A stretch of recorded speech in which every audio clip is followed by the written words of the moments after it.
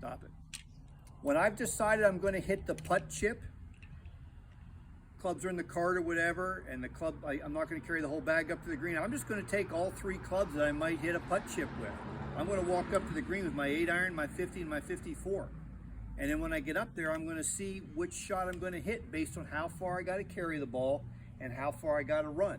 And just because the ball's 5 feet off the green and the pin's 50 feet away doesn't mean I'm using my 8. I might have a big swale I want to carry it over, so I might use my 50 or 54. So again, practice a simple technique, club back and through with all the clubs, and just like you do with your putting, how do you hit a putt harder?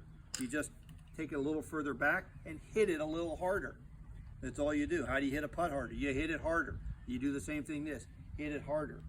The trick is to get comfortable with a specific swing or shot and vary the club, and then try a different swing or shot. Try hitting it easy, try hitting it harder and see what you get. So practice all your short game shots by first one swing or one technique, varying the club. Once you get that down, then have one club and vary the length of the swing or the ball position or how hard you hit it to see which different shot. That's how you build your repertoire of shots. Stop it. And finally, with the pitch shot, the chip pitch, this shot where you're getting a little bit of hand action, but you're still very firm coming through, firm left side, firm left arm, fulcrum. I wouldn't work on this shot. This would be the last one that I do. If you master if you use this short game technique, and this is the single reason my short game got good, I didn't develop into great feel as I got older. I mastered a technique. This will help. I can cover myself on probably 9 out of 10 short shots around the green with just this technique. The 10th one, I gotta wing it. Oh well, I figure it out. Maybe I just take the bogey that hole and move on. So don't get too hung up on this one, but I would just practice a basic, play the ball off your left heel, let the hands break, and hit it firm. This is how you know you hit it firm. And see what happens with the club, and try that. And then of course, I would practice it, have Frank film you with the different shots, let me know which one you're hitting. Keep any notes or questions you have. And if you get comfortable with those 3 shots, we'll go into the 4th area, which is more of a lob shot, bad lies, heavy rough, how to handle those types of shots. But that's, for now, I'll tell you, just don't hit it in those spots. That's how you handle them. So, all right, see ya. I'm actually quite impressed with myself. These are all first takes, which is really pretty cool. But as I watch them, I realize I forgot a thing or two. One of them is, whereas on a normal golf swing, your weight is balanced almost all the time, even left to right.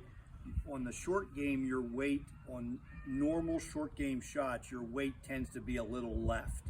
All right, that ensures you're going to hit down through the shot. It's easier to keep this firmness when you're hitting down. So it's a descending blow, which is created by the weight starting a little bit on the left side. As you can see, I'm not leaning left. And it actually moves a little left just by bringing the weight to here. You see what I did there? There's my normal setup, and I do that.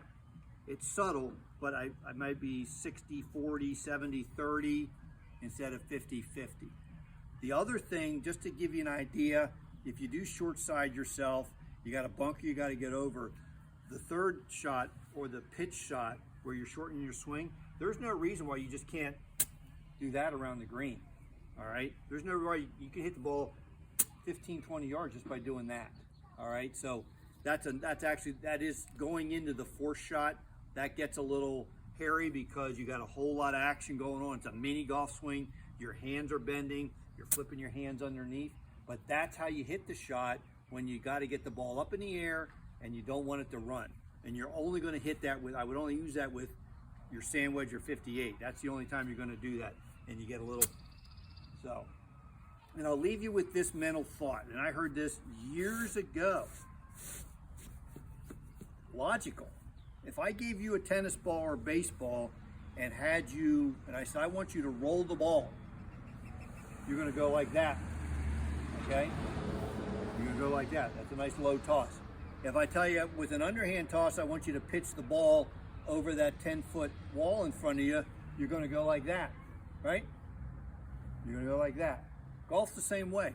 I wanna hit the ball low. What's my follow through look like?